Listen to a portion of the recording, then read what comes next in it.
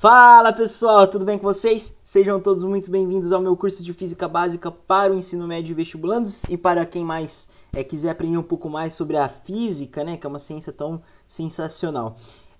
Meu nome é Micael Cavalari de Oliveira, sejam todos muito bem-vindos. Na aula de hoje, a gente vai falar um pouquinho aí, né, sobre fazer uma introdução, na realidade, do estudo da cinemática. Cinemática, cara, é um assunto tão importante para os vestibulares que sempre cai uma coisinha ou outra.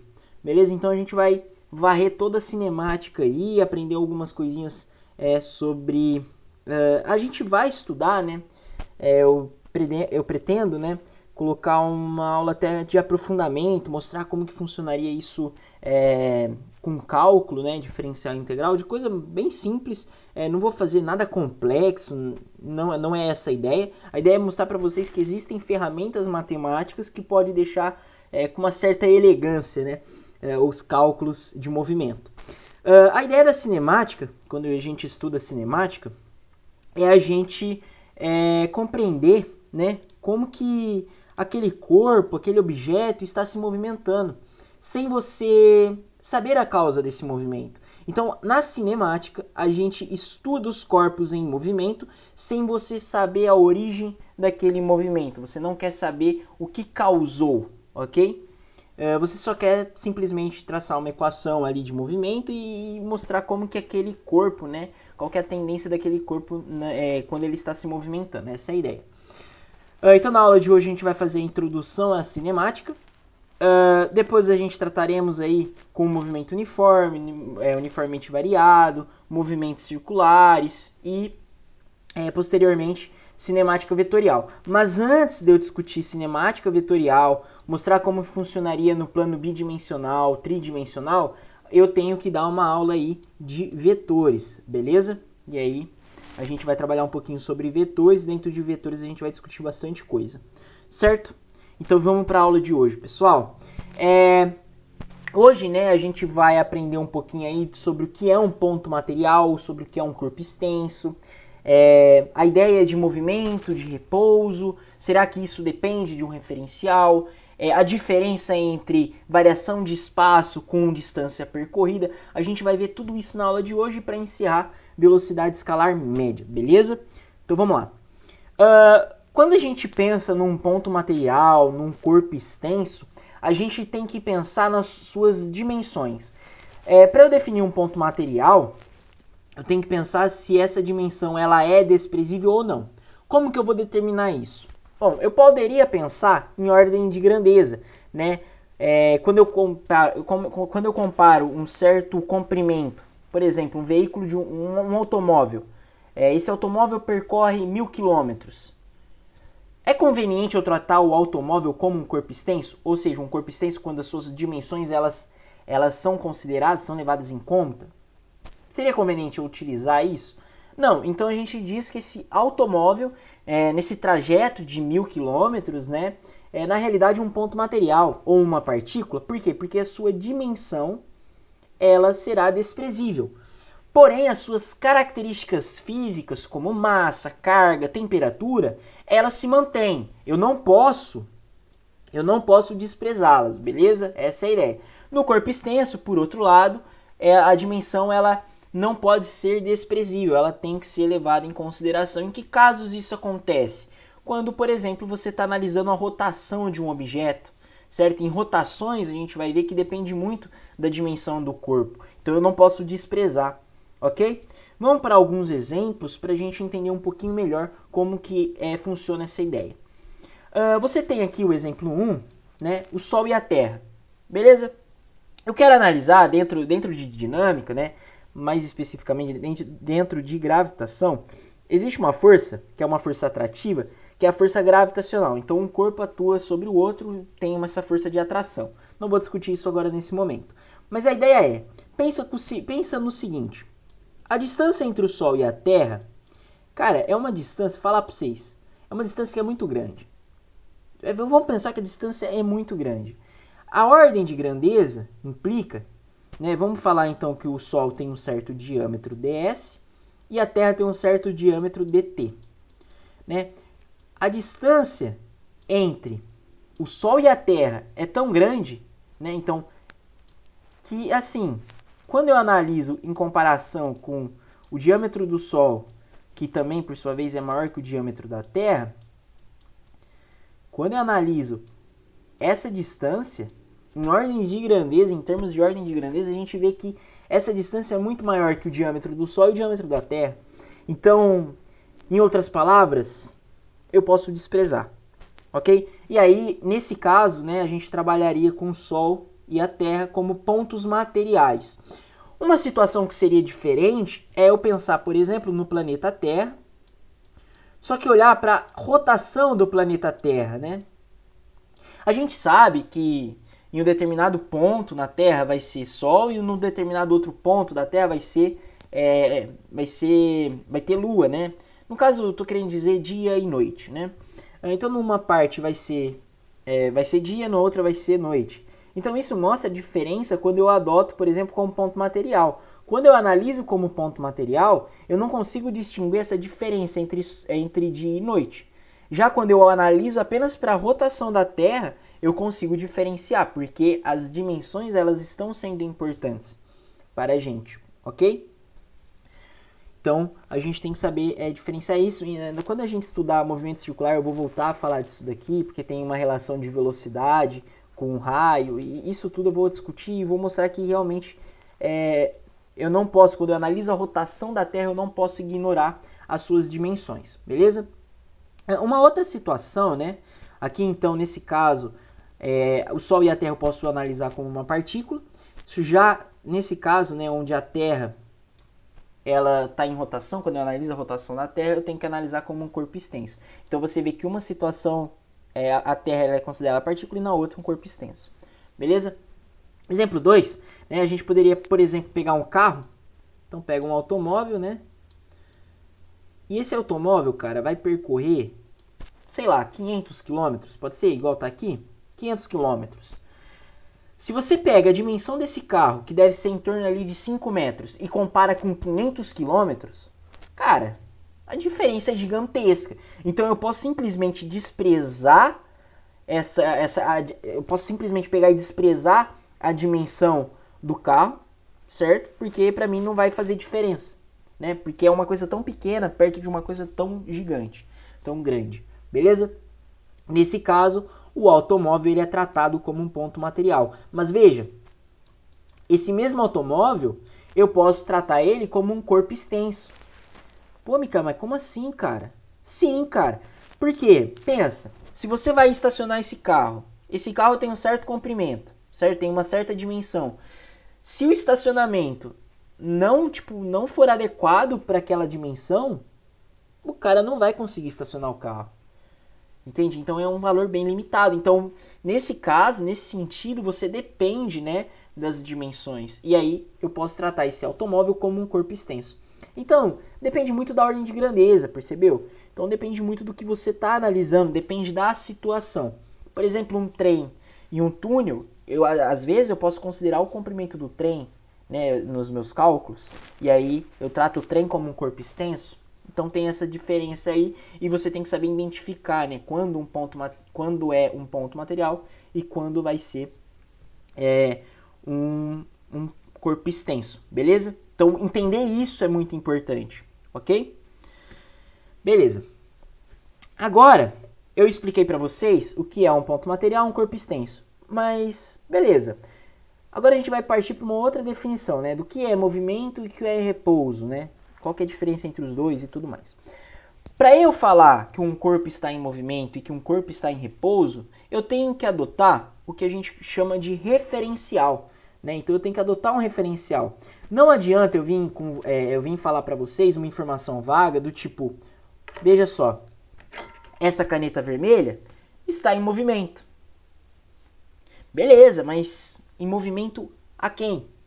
Ok? Nesse caso eu vou considerar como meu referencial a caneta azul. Então, a resposta é, essa caneta está em movimento em relação à caneta azul. Meu referencial está a caneta azul. Ok? Então, na verdade, cara, são conceitos relativos, né, que dependem do referencial, né? Então, o que para mim pode estar em movimento, para outra pessoa pode estar em repouso. Por exemplo, essas duas canetas, em relação a mim, elas estão em movimento. Só que, se eu coloco agora a caneta azul como meu ponto de referência, né? A caneta azul em relação a mim está em movimento. Só que a caneta vermelha em relação à caneta azul está em repouso. É isso que eu estou querendo dizer, ok? Uma outra coisa, né, que a gente tem é a simetria, né? Qual que é essa ideia da simetria? Por exemplo, adotei o referencial como a caneta vermelha. A caneta azul está em movimento com relação à caneta vermelha, ok? Beleza. Agora, eu tenho o seguinte. O meu referencial é a caneta azul. A caneta vermelha está em movimento com relação à caneta azul? A resposta é sim. E aí eu defino o seguinte. Eu defino que um corpo ele vai estar em movimento se a sua posição variar com o tempo num determinado referencial adotado.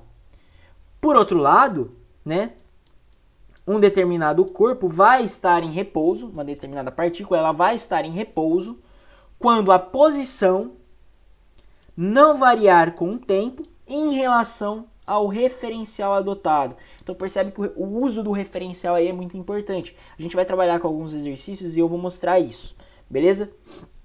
Então a ideia é essa, tudo bem? Eu digo que um movimento está eu digo que um corpo está em movimento em relação a alguma coisa, em relação a um referencial. E eu digo que o objeto, né, está em repouso em relação a um outro referencial ou ao mesmo referencial que eu, enfim, estou analisando, ok? Beleza, então. Além disso, a gente tem um negócio, né, chamado trajetória. Pô, todo veículo, né, você pega lá, essa caneta, ela está traçando uma trajetória, tudo bem? Por exemplo, na Força Aérea, a gente tem a Esquadrilha da Fumaça, né? Putz, tem todo aquele show acrobático, maravilhoso, não sei o quê. Cara, tem um momento que eles ligam lá a fumaça, né? Sai uma fumaça, e essa fumaça segue o avião, certo? Essa fumaça meio que segue o avião e vai deixando um rastro. Esse rastro é a trajetória daquele avião, tanto é que quando ele faz o loop, mostra o loop, né? Você vê o rastro, você vê a trajetória que aquele avião está tomando. Tudo bem? Aqui eu coloquei alguns exemplos, né, algumas situações que é para a gente mais ou menos entender como funciona isso. A trajetória, ela pode ser desde uma linha reta até uma linha curva, entendeu? Então ela pode ser reta e curva, ok? Por exemplo, no exemplo 1, né, você tem um avião, esse avião está com uma carga, essa carga, o avião, né, o piloto desse avião vai soltar essa carga. Então ele solta essa carga, a carga vai cair. Para o piloto que está olhando a carga caindo, como a velocidade desse avião tem uma certa velocidade, como a carga está saindo desse avião, essa carga ela também vai estar passando, né? Também está sendo, ela também tem uma velocidade, né? Que essa velocidade justamente é igual à velocidade do avião. Então por isso que o piloto, né? A gente vai estudar isso com um pouco mais de profundidade quando a gente estudar queda livre, lançamento horizontal, lançamento oblíquo. Mas a ideia é que o piloto, né, vai estar vendo o quê? Ele vai estar vendo a carga caindo em linha reta, vertical para baixo, ok? Em linha reta, para baixo. Já, né, se você colocar uma situação onde você tem um grupo de pessoas aqui, né, um observador aqui, né, ele está observando o avião. A carga tem a mesma velocidade do avião. Ele vai simplesmente analisar o quê? Um lançamento, uma trajetória de arco parábola, ok? Percebe? A trajetória com relação ao piloto é uma linha vertical para baixo, é uma reta. Com relação a esse grupo de pessoas, né, que teria mais uma pessoa e tal, a esse grupo de pessoas é o que? É um arco parábola, né? O movimento é um arco parábola. Tudo bem? Com isso daí a gente vai estudar com um pouquinho mais de profundidade mais para frente, mas a ideia é justamente essa. Beleza? Por exemplo, no exemplo 2, né? Eu tenho um avião, esse avião está em movimento. A hélice desse avião também tem a mesma velocidade do avião, né? Então, se eu colocar o avião como um ponto de referência, a hélice vai estar com a mesma velocidade, né, que esse avião. Então, entre um e o outro, elas têm a mesma velocidade, então eles estão em repouso. Só que a hélice ela gira, certo? Então você tem um movimento de rotação da hélice, né? Se eu marcar um ponto P no extremo de uma hélice, essa hélice está girando, então marquei um ponto P. O que o piloto vai estar observando é simplesmente um movimento circular, uma trajetória circular desse ponto P, ok? Uma trajetória circular, ok? Essa é a ideia. Já quando eu tenho um observador na Terra e ele analisa esse avião ele tem tanto o movimento de translação, né, que é o movimento em linha reta, igual está descrito aqui, como também o movimento de rotação. Tudo bem? Então ele também tem um movimento de rotação. O observador que está na Terra observando esse avião, tem um avião indo e a hélice girando. E aquele ponto P está na hélice, e a hélice está girando. Então a hélice tem uma certa velocidade, certo? Então nesse caso eu tenho o movimento de translação mais o movimento de rotação, que vai dar exatamente esse tracejado aqui, né? Essa trajetória é a trajetória desse ponto P. Beleza? Em 3D fica mais ou menos assim. Tudo bem? A diferença de uma situação com a outra. Uma situação é o observador dentro do avião, tem a mesma velocidade da hélice, então você não tem o movimento, né, de translação, né? Você não tem o movimento de translação, somente o movimento de rotação, que é o movimento de rotação da hélice. Já no exemplo 3 você tem essa composição de movimentos, beleza? Então é bastante importante identificar isso. Ok. Como um exemplo extra, né, por exemplo, você pega a roda do seu carro, né, e você analisa ele lá, ou da bicicleta, que seja. O movimento que vai estar sendo descrito, né, na verdade o movimento é meio que incorreto dizer, mas a trajetória descrita, se eu pego um determinado ponto P num ponto da roda, certo? A trajetória daquele ponto vai ser justamente um cicloide, ok? Vai ser exatamente esse movimento aqui, que está variando, né, de 0 a 2π, ok? E aí a gente tem um cicloide, por exemplo. Tudo bem essa ideia? Então, essa é a trajetória descrita por esse ponto em azulzinho, ok? Assim como a trajetória em Pzinho é uma trajetória circular, a trajetória em Pzinho, no caso do observador na Terra, olhando para o avião, é uma trajetória hélice cilíndrica, ok? Aí você tem a trajetória arco-parábola e retilíneo. Então a trajetória, né, você percebe, ela pode ser tanto uma reta como várias curvas, né? Uma curva que seja, tudo bem? Beleza, então. Agora a gente entra num assunto que começa já a ficar interessante pra gente no aspecto físico e tudo mais, né? Por exemplo, espaço, né? Como que a gente pode definir o espaço? Eu estou localizado nesse momento em um determinado espaço, né? Se eu pegar meu quarto como ponto de referência e tudo mais, eu consigo tracejar qual que é a minha orientação nesse espaço, certo? A mesma coisa, né? Para os problemas iniciais agora que a gente vai trabalhar, a gente vai pegar uma linha reta ou uma curva, vamos dar uma orientação, certo? Positivo nesse sentido. Vou dar um ponto de origem, que eu vou chamar a origem dos espaços, que vai ser meu zero, meu marco zero, né? E aí, a gente vai analisar o seguinte. Vamos definir espaço em relação à origem. Então, por exemplo, eu pego aqui um camarada que está na posição 1 metro. Vou chamar isso aqui de SA, ok? SA é 1 metro, aqui é 1 metro, unidade de medida, 1 metro. Tá, então eu vou dizer que o meu espaço desse camarada, que se encontra em mais 1, é o quê? É justamente SA igual a 1 metro. Mais 1 metro. Mais 1 metro. Pode ser menos? Pode, né? Vai estar no sentido contrário ao meu ponto de origem. Só que eu estou 1 metro em relação a quem? Em relação ao meu ponto de origem, ok? Agora eu vou pegar esse mesmo cara e vou colocar ele em outra posição, né? Numa posição SB, que eu vou chamar de 5 metros, que nesse caso vai ser mais 5 metros. Só que é mais 5 metros em relação a quem? Em relação à origem, beleza? Ok. Aí eu quero saber, né, qual que foi o deslocamento realizado para eu sair do ponto A, em SA, e ir até o ponto SB. Quando eu faço essa pergunta, né, o meu interesse é saber qual foi o meu deslocamento.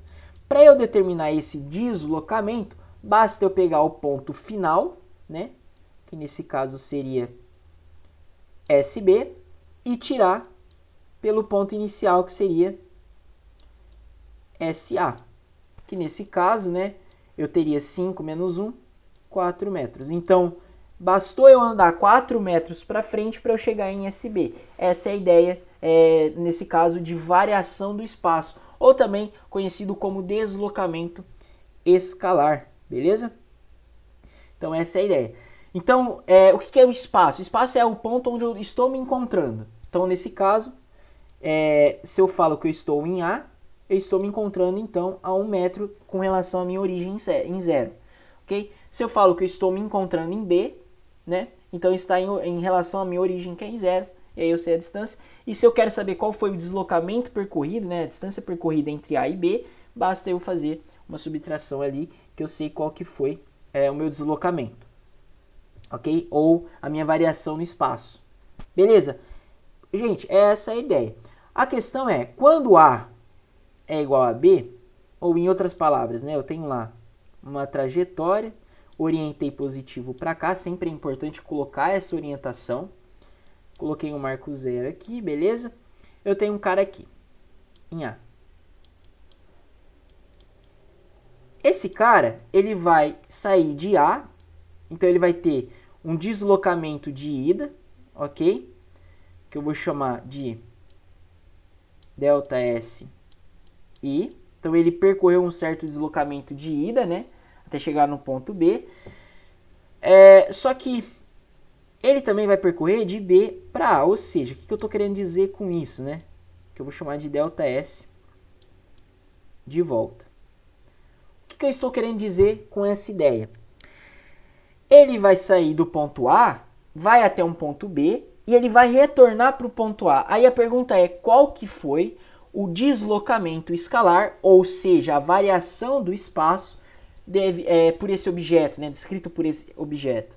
A variação nesse caso, né, quando ele vai e volta para o mesmo ponto, né, onde x e y é igual, né, ou seja, minha posição inicial é A, ele foi para B, mas ele voltou para A. Então, a minha posição final é A. Então, SA menos SA vai ser igual a 0.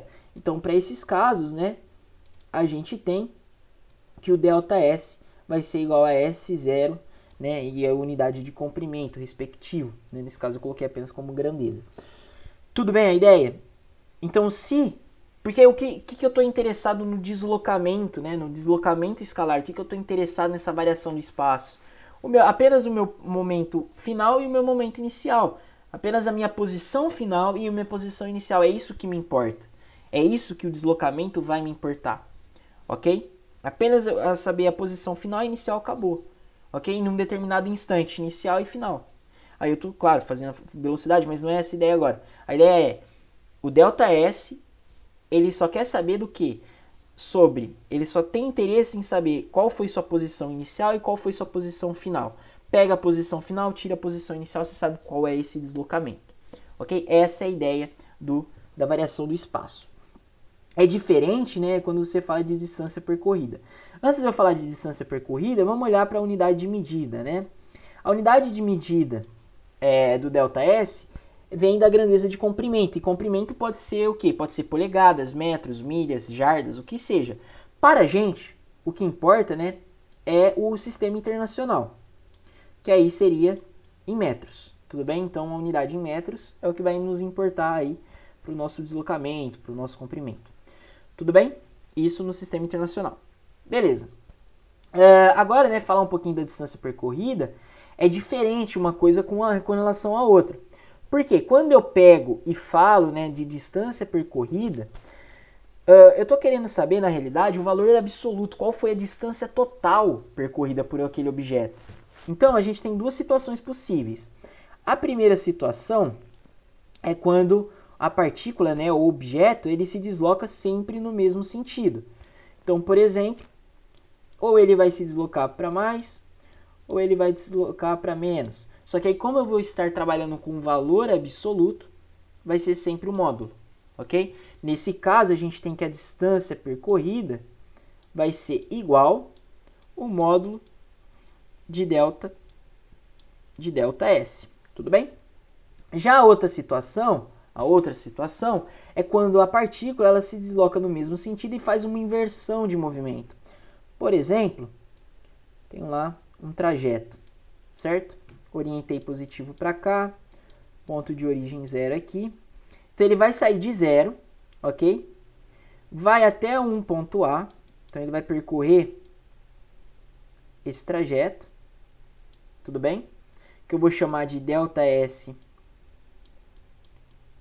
ida, tudo bem? É o ΔS ida, só que ele vai retornar para o mesmo ponto. Poderia não ser o mesmo ponto, tá? Mas só para mostrar que nesse caso o ΔS vai ser 0, a distância percorrida vai ser diferente. Mas poderia voltar, por exemplo, para esse ponto aqui. Tanto faz, tudo bem? Só coloquei esse exemplo aqui para mostrar qual que é a ideia, né? Nesse caso, né, ele saiu do ponto 0, do espaço 0, foi até o espaço A. Bom, esse é meu ΔS ida. Só que ele vai voltar para o mesmo espaço, para o mesmo ponto, para o mesmo espaço 0, né?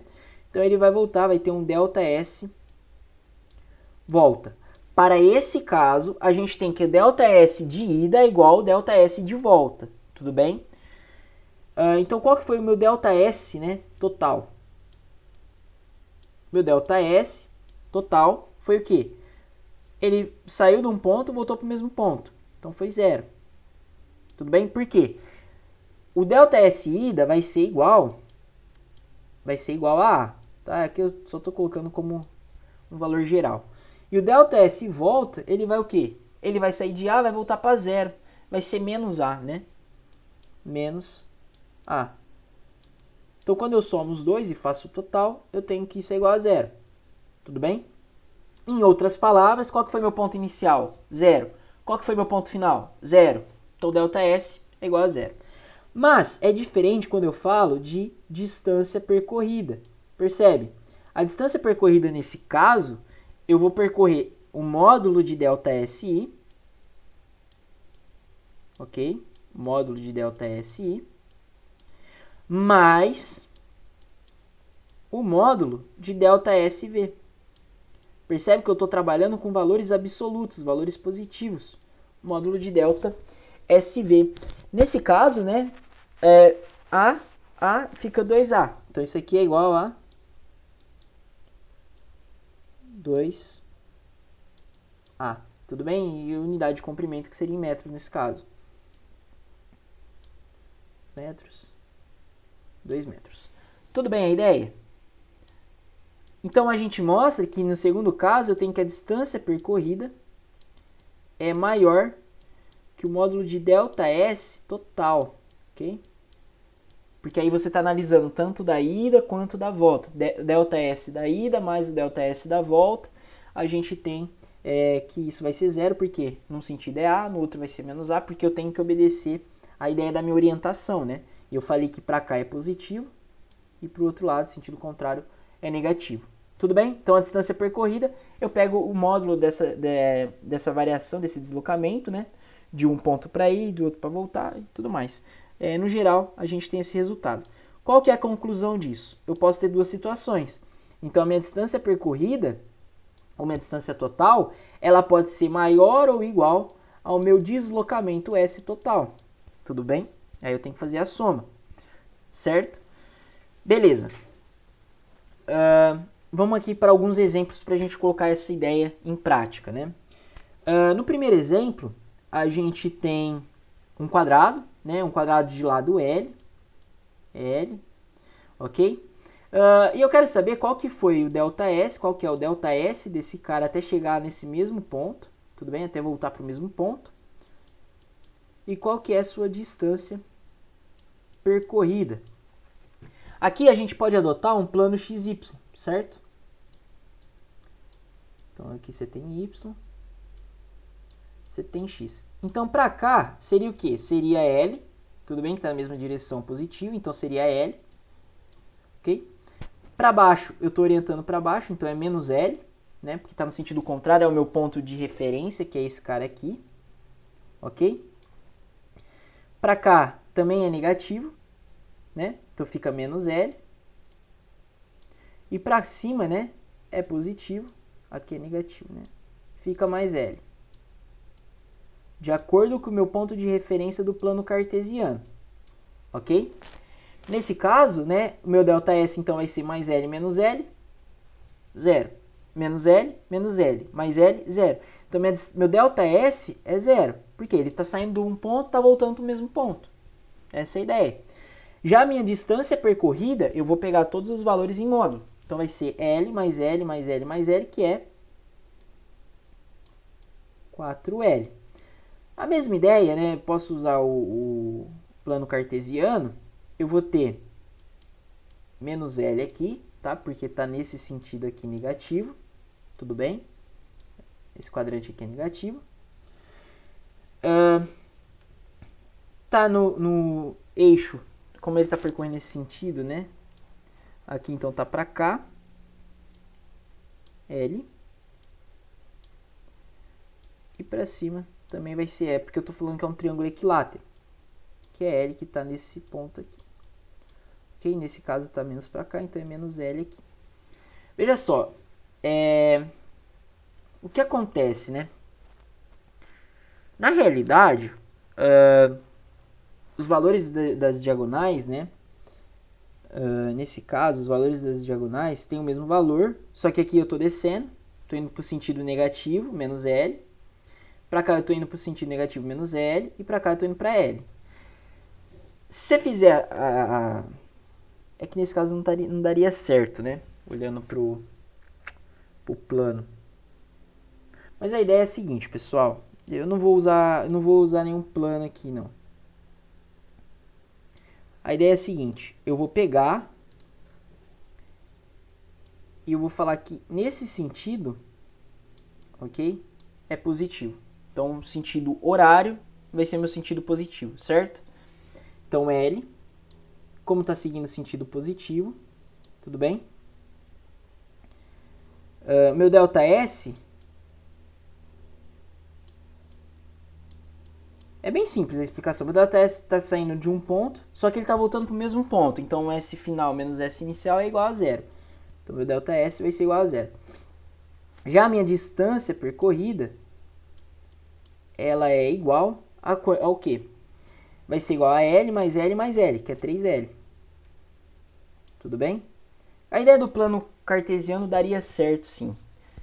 Utilizando o plano cartesiano, usando essas ideias aqui. Só que aí tem que decompor, não sei o quê. Acho que não precisa, na realidade, nem decompor. Mas a ideia é que, como você está saindo do mesmo ponto e está voltando, retornando para o mesmo ponto, então não faz diferença, meu ΔS vai ser igual a 0. E a minha distância percorrida vai ser L, L, L. Ok? Aqui teria que trabalhar um pouquinho com geometria para mostrar isso. Mas a ideia é essa, está saindo do mesmo ponto, voltando para o mesmo ponto, ΔS igual a 0. Já para esse cara, né, ele vai percorrer desse ponto até esse ponto aqui. Então, meu ΔS nesse caso vai ser igual à minha distância percorrida, tudo bem? Por quê? Porque ele não vai voltar para o mesmo ponto, já é o ponto diferente, né? O ponto final é esse e o ponto inicial é esse, né? Então, ele não está voltando para o mesmo ponto. Então, você tem um ΔS ali. Tudo bem? Aí é só fazer. Aqui tem um certo ângulo. Ok? Essa é a ideia. Então, um caso que seria igual. Beleza? Aqui você pode perceber que é diferente, né? Ok. Agora a gente vai trabalhar com a ideia de velocidade, velocidade escalar média, né? Qual que é a ideia de velocidade escalar média? Você pega uma trajetória, né?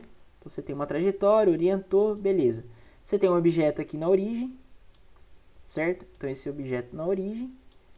Esse objeto ele vai se deslocar até um ponto A, certo? E a pergunta é, qual foi a velocidade por toda essa trajetória, né? Percebe que eu não sei qual que é a velocidade média desse percurso, qual que foi a velocidade média desse percurso. Aqui, né, você está numa posição 0 num certo instante t0. Aqui você está na posição A num certo instante t. Tudo bem? A variação do intervalo de tempo, né, ela influencia, porque você tem que tirar um pelo outro. Mas a ideia é o que? A velocidade média ela vai ser definida como um ΔS dividido por ΔT. ΔS por quê? Porque ele está variando o espaço, né? Então existe uma variação do espaço, à medida que vai passando o tempo vai variando o espaço, né? E para eu calcular a velocidade média desse cara, basta eu fazer ΔS sobre ΔT, né? O que isso quer dizer para a gente? Quer dizer que é a variação do espaço ocorrida em média, né, por unidade de tempo. Essa é a ideia de velocidade média escalar. Tudo bem? Eu não estou interessado com o que acontece durante o trajeto. Eu apenas estou interessado no meu ponto inicial e no meu ponto final. Tudo bem? Essa é a ideia. Ou seja, não depende da forma da trajetória. Certo? Eu não sei o que acontece aqui. Não sei. Mas eu conheço o meu ponto final, né? A minha origem. Eu conheço a minha origem e meu ponto final. Sei o intervalo de tempo que isso tomou, né? Que isso levou para acontecer. Aí eu consigo calcular a velocidade média. Tudo bem? Essa é a ideia. A unidade de medida de velocidade média é dada pelo... né? A unidade de medida de velocidade média é igual às grandezas de comprimento e tempo, o inverso de tempo, né? É comprimento sobre o tempo, né? Onde o comprimento é dado em metros, polegadas e tudo mais. No SI a gente vai trabalhar com metros. No SI para o tempo a gente vai trabalhar em segundos. Então a minha unidade de medida da velocidade média no SI é metros por segundo, ok? Às vezes pode acontecer de você ter que fazer uma certa conversão de unidades, né? Passar de quilômetros por hora para metros por segundo. Por que quilômetros por hora? Porque é uma unidade que a gente usa muito no dia a dia. Por exemplo, os velocímetros do carro estão em quilômetros por hora, ok? Então, às vezes é conveniente a gente adotar uma conversão de unidades, né? Nesse caso, a gente vai determinar, a gente vai estimar como que a gente vai ter que fazer essa conversão de unidades. Qual que é a ideia? Eu vou falar que alfa vezes quilômetros por hora é igual a metros por segundo. O meu alfa ela é uma constante que eu tenho que determinar quem que é ela. Por isso que dá aquele 3,6, ok? Bom, por que disso, né? A gente vai resolver então essa equação. O K vale 1000 metros, né? O que é a unidade aqui tem que ser igual a unidade aqui. Então, 1000 metros dividido por 1 hora.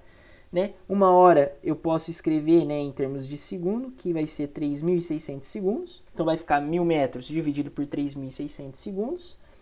Isso aqui é igual a metros por segundo. Vou fazer as operações que eu tenho que fazer, como por exemplo,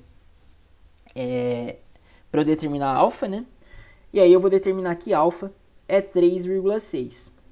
Só que como eu quero a conversão de quilômetros por hora para metros por segundo, eu vou multiplicar ambos os lados. Então, eu vou pegar essa equação e vou multiplicar ambos os lados por 1 sobre alfa. Então, vou multiplicar aqui e vou multiplicar aqui 1 sobre alfa. O alfa some nesse caso, né? Então, vai ficar aqui quilômetros por hora é igual a 1 sobre alfa metros por segundo. Ok? E aí, eu tenho que quilômetros por hora é igual a 1 sobre 3,6 metros por segundo. Tudo bem? Como eu quero descobrir a velocidade, né? E aí eu tenho que fazer uma regrinha de 3. Fazendo essa regrinha de 3, eu tenho que 1 km por hora equivale a 1 sobre 3,6 metros por segundo. Então a velocidade em quilômetros por hora equivale a uma certa velocidade em metros por segundo. Fazendo ali a regra de 3, né? Resolvendo essa regra de 3, a gente determina que para eu converter a velocidade em quilômetros por hora, passar ela para metros por segundo, basta eu pegar essa velocidade e dividir por 3,6 que eu vou ter o resultado, né? Aqui eu deixei em termos de metros por segundo e h por quilômetro, hora por quilômetro. Por quê? Porque ela vai sumir, ela aparece devido à regrinha de 3, né? E ela, quando você substitui os valores aqui, por exemplo, de velocidade de quilômetros por hora, some. Então, então eu tenho que me preocupar com ela para essa equaçãozinha aqui. Mas a ideia não é você pegar e decorar essa equação. Essa equação não é uma nova equação, não. Apenas uma regra de 3. Eu mostrei apenas para vocês como surgiu, né, aquela ideia do porquê, né, pô, eu tenho que dividir por 3,6, do porquê eu tenho que multiplicar por 3,6. É isso que eu quis mostrar aqui, beleza? Não é para decorar essa equação. Aí a ideia, né, resumidamente, é o quê? Então eu quero, por exemplo, transformar velocidade em quilômetros por hora para metros por segundo, basta eu dividir a velocidade em quilômetros por hora por 3,6. Para eu determinar a velocidade em km por hora, se eu tenho a velocidade em metros por segundo, basta eu multiplicar por 3,6. Beleza? Essa é a ideia. Eu só mostrei para vocês de onde surgiu aquele 3,6. Beleza? Ok, então. Vamos com um exemplo aqui para a gente encerrar. Na próxima aula eu vou trabalhar com exercícios. Vamos lá, para a gente mostrar mais dessas ideias aí que eu apresentei na aula de hoje. A velocidade dada nesse exercício, né, ela deu lá 30 km por hora. Beleza, eu quero converter esse valor para metros por segundo. Basta eu pegar e dividir por 3,6, tudo bem? Então, eu divido por 3,6, eu vou ter o resultado. É bem simples. Nas próximas aulas, na próxima aula, né, vai ser uma aula só de exercícios, e aí a gente vai resolver alguns exercícios aí, tudo bem? Para mostrar mais dessas ideias e tudo mais. Muito obrigado pela sua atenção. Agradeço muito as pessoas que estão acompanhando o canal. Se você não for inscrito, se inscreva, me ajuda muito. E ative o sininho, né, para receber as notificações. E é isso, pessoal. A gente vai ter aulas aí do nosso curso, né? Então, agradeço muito aí pela força de vocês. Muito, muito obrigado mesmo. E na próxima aula, então, exercícios para a gente solidificar todas essas ideias que foram trabalhadas aqui. Beleza? Valeu, pessoal. Até mais.